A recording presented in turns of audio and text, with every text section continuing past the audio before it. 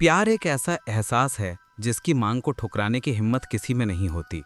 विशेष रूप से प्रेमी प्रेमिकाओं के बीच के प्यार को केंद्र में रखकर अतीत में जो घटनाएं घटी हैं, वर्तमान में घट रही हैं और भविष्य में घटने वाली हैं, वे वास्तव में विस्मयकारी हैं। केवल एक ही एहसास और उसके भी सैकड़ों हजारों रंग, अनगिनत कहानियां। इतिहास खंगालने पर ऐसे कई प्रेमी प्रेमिकाओं का पता चलता है जिनकी प्रेम कहानियों ने पूरे साम्राज्य में तहलका मचा दिया था। इतना ही नहीं, उनकी सदियों बाद भी वे प्रेम कहानियां सैकड़ों हजारों वर्षों से जीवित हैं। वे अमर प्रेम कहानियां आज भी लोगों को सोचने पर मजबूर करती हैं, हंसाती हैं और यहाँ तक कि कुछ मामलों में रुलाती भी हैं।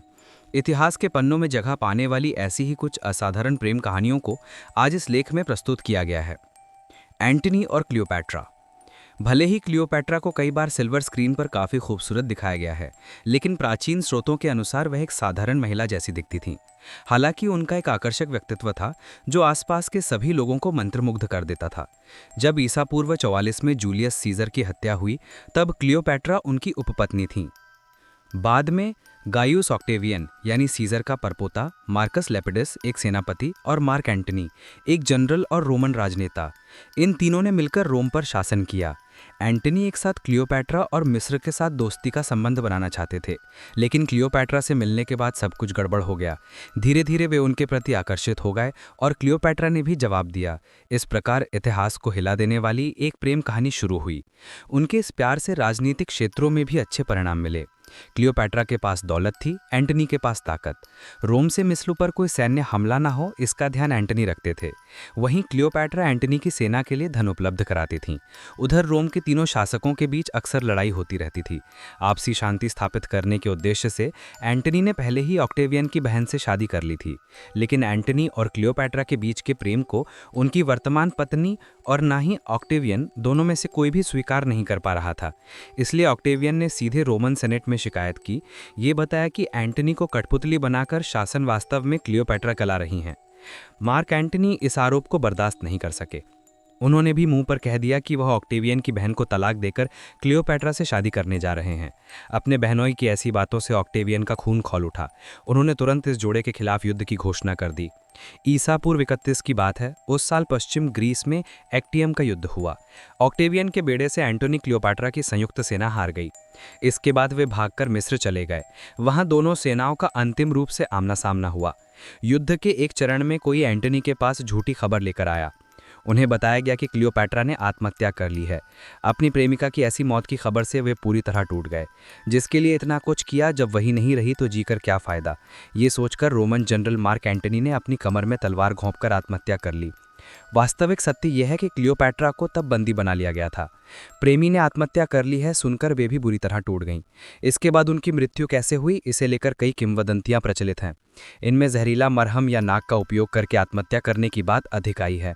हालांकि सांपों की संख्या कभी 1 तो कभी 2 बताई गई है। कुछ लोगों ने तो ये भी कहा है कि उनकी हत्या की गई थी। 2010 में जर्मन इतिहासकार क्रिस्टोफ शेफर ने बताया कि मार्क एंटनी की इस प्रेमिका को जहर देकर मारा गया था। नेपोलियन और जोसेफिन। नेपोलियन और जोसेफिन की प्रेम कहानी को वास्तव में किस विशेषण से अलंकृत किया जाए, यह मुझे ठीक से नहीं पता। क्यों? ये समझने के लिए उनके प्यार की पूरी कहानी जाननी होगी। पहले पति के मृत्यु के बाद जोसेफिन कई लोगों के साथ प्रेम संबंध में रहीं। आखिरकार जब युवा नेपोलियन उनसे प्यार करने लगे, तब तक वे 2 बच्चों की मां बन चुकी थी और उनकी उम्र भी 33 साल हो चुकी थी। कुछ लोगों के अनुसार जोसेफिन की नेपोलियन के साथ संबंध को स्थायी बनाने में उतनी दिलचस्पी नहीं थी, बल्कि कोई और योग्य पात्र न मिलने के कारण अंततः उन्हें नेपोलियन का प्रस्ताव स्वीकार करना पड़ा। शादी के दिन वह नेपोलियन से मिला एक शानदार मेडल गले में पहनकर आई थीं। उधर अभियान की व्यस्तता के कारण नेपोलियन शादी का समय पूरी तरह भूल गए और कई घंटों से देर से आए। शादी के 2 दिन बाद ही नेपोलियन इटली चले गए। वहां जाकर भी वे जोसेफिन को नहीं भूले।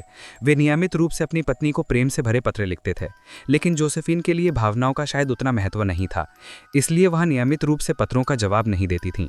उधर पति की अनुपस्थिति में उनकी पुरानी आदतें फिर से हावी होने लगीं, इसलिए वह एक लेफ्टिनेंट के साथ प्रेम संबंध में पड़ गईं। पति के परकिया की खबर मिलते ही उनके रिश्ते की दिशा बदल गई, जो कि स्वाभाविक था। इसके बाद नेपोलियन ने भी विभिन्न महिलाओं के साथ संबंध बनाना शुरू कर दिया। उन महिलाओं में सबसे उल्लेखनीय थी पॉलिन फोरेस, जिन्हें अक्सर नेपोलियन की क्लियोपैट्रा भी कहा जाता था। नेपोलियन कहते थे, शक्ति ही मेरी उपपत्नी है। दिसंबर 1809 में नेपोलियन ने आखिरकार जोसेफिन से तलाक लेने का पक्का फैसला कर लिया। हेनरी अष्टम और एन बोलेन। इंग्लैंड के राजा हेनरी अष्टम का नारी प्रेम इतिहास में प्रसिद्ध या कुख्यात है। 1509 में उन्होंने अपने सगे भाई की विधवा पत्नी कैथरीन से शादी की। 6 बार गर्भवती होने के बावजूद कैथरीन केवल एक बार ही स्वस्थ बच्चा पैदा करने में सफल रहीं। लेकिन बेटी के जन्म के कारण हेनरी का मन कैथरीन से हटने लगा। इसके बाद राजा की नज़र कैथरीन की सहचरी मैरी बोलिन पर पड़ी। कुछ समय बाद उनका भी मन मैरी से भर गया और उनकी नज़र मैरी की छोटी बहन एन बोलेन पर पड़ी। उनकी चंचलता और बचकाना व्यवहार ही हेनरी को आकर्षित करता था। शुरू में उस आकर्षण से बचते हुए भी एन ने शादी के प्रस्ताव को अस्वीकार करने की हिम्मत नहीं दिखाई। आखिरकार राजा का कैथरीन से तलाक हो गया और एन नई रानी के रूप में महल में आई। हालांकि राजा का स्वभाव इसके बाद भी नहीं बदला। कुछ ही दिनों में एन भी उन्हें पहले जैसी अच्छी नहीं लगने लगी। एन के मजाक उन्हें नीरस लगने लगे। एन भी पति के साथ सबके सामने कई बातों पर बहस करने लगती थीं। राजा की उपपत्नियों के साथ भी उनका झगड़ा रहता था। हेनरी लंबे समय से चाहते थे कि उनका एक बेटा हो, लेकिन एन ने भी एक बेटी को जन्म दिया, जिससे राजा फिर से उदास हो गए। बाद में एन को कई बार गर्भपात का शिकार होना पड़ा। इसके बाद ही राजा का ध्यान नई रानी की ओर गया। उन्होंने जेन सेमूर को महल में लाया। इससे सबको ये समझ आ गया कि राजमहल में एन का अंतिम समय करीब आ गया है। आखिरकार एन बोलेन पर व्यभिचार, अनैतिक संबंध, इंसेस्ट और जादू टोने के आरोप लगाए गए। टावर ऑफ लंदन में उनकी मृत्यु हुई। कुछ इतिहासकार कहते हैं कि राजा हेनरी अष्टम वास्तव में एन से ही सच्चा प्यार करते थे, लेकिन ये तो राजसी प्यार था। इसलिए एन की मृत्यु के मात्र एक हफ्ते बाद उन्होंने जेन से शादी कर ली। बाद में कई और रानियां राजमहल में आईं और विभिन्न घटनाओं के चलते उनका भी सिर कलम होता रहा। पेड्रो और इनेस डे कास्त्रो। राजनीतिक संबंधों को मजबूत करने के उद्देश्य से पुर्तगाल के युवराज पेड्रो की शादी लेडी कॉन्स्टेंजा मैनुअल से हुई थी। लेकिन पेड्रो का मन उनकी नवविवाहित पत्नी की ओर नहीं था, बल्कि उनका मन होने वाली रानी की सहचरी इनेस डे कास्त्रो पर अटक गया था। कुलीन परिवार की संतान इनेस दिखने में भी काफ़ी खूबसूरत थीं। कहा जाता है कि इनेस इतनी सुंदर और गोरी थीं कि जब वह वाइन पीती थीं तो वह उनके गले से नीचे उतरते हुए दिखाई देती थी। उनके इस खुले संबंध को पेड्रो के पिता अल्फोंसो चतुर्थ ने अच्छी तरह से नहीं लिया। इसलिए उन्होंने इनेस को अल्बाकर्क, एक किले में निर्वासित कर दिया। वे 1345 तक वहीं रहीं। बेटे को जन्म देते समय कॉन्स्टेंजा की मृत्यु हो गई तो पेड्रो के सामने अब कोई बाधा नहीं रही। उन्होंने इनेस को महल में लाया और चुपके से उनसे शादी भी कर ली। लेकिन इनेस का भविष्य में रानी बनना अल्फोंसो किसी भी कीमत पर स्वीकार नहीं कर पा रहे थे। 7 जनवरी 1355, उस दिन पेड्रो किसी काम से महल से बाहर थे। उसी दिन अल्फोंसो को मौकूल मौका मिल गया। उनके भेजे 3 हत्यारों के हाथों इनेस को अपने बच्चों के सामने सिरकलम करके मार दिया गया। जब पेड्रो को इस घटना का पता चला तो वह गुस्से से लाल हो गए और उन्होंने पिता के खिलाफ युद्ध की घोषणा कर दी। इस प्रकार पुर्तगाल में गृह युद्ध शुरू हो गया। 1357 में आखिरकार अल्फोंसो की मृत्यु हुई और नए राजा पेड्रो सिंहासन पर बैठे। सिंहासन पर बैठते ही उन्होंने अपनी पत्नी के हत्यारों को खोज निकाला। उन्हें जीवित अवस्था में उनके शरीर से हृदय निकालकर बाहर फेंक दिया गया। इसके बाद उन्होंने अपनी पत्नी के मृत शरीर को कब्र से निकाला और सामने एक और सिंहासन पर बिठाकर शासन करना शुरू कर दिया। शाहजहां और मुमताज़ महल।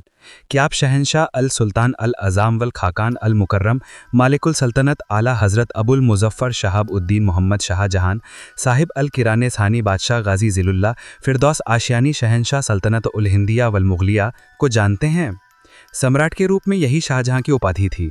शाहजहां ने कुल 7 शादियां की। इनमें से चौथी पत्नी मुमताज़ के प्रति उनके प्रेम के प्रतीक के रूप में निर्मित ताजमहल की ख्याति जगजाहिर है। मुमताज़ का असली नाम अर्जुमंद बानो बेगम था। सम्राट का उनके प्रति अगाध प्रेम था, इसलिए सिंहासन पर बैठने के बाद उन्होंने अर्जुमंद को मुमताज़ महल की उपाधि से नवाजा, जिसका मतलब है महल का गहना। पत्नियों में वही शाहजहां की सबसे प्रिय थीं, लेकिन बार बार संतान जन्म देने के कारण उनका स्वास्थ्य बिगड़ने लगा। आखिरकार 14वीं संतान को जन्म देते समय मुमताज़ का निधन हो गया। पत्नी की मृत्यु से शाहजहां इतने टूट गए कि पूरे 2 साल तक साम्राज्य में शोककाल घोषित किया गया। बाद में मुमताज़ की स्मृति को अमर करने के लिए उन्होंने विश्व प्रसिद्ध ताजमहल का निर्माण का फैसला किया। लगभग 23 साल के समय में बनी यह इमारत आज भी दुनिया में मुगल वास्तुकला के एक अनोखे प्रतीक के रूप में गर्व से अपनी उपस्थिति दर्ज करा रही है। हर दिन हजारों दर्शक वहां दौड़ते हैं अमर प्रेम के साक्षी बनने के लिए। वहीं सम्राट शाहजहां और सम्राज्ञी मुमताज़ हमेशा के लिए एक दूसरे के बगल में शांति से सो रहे हैं।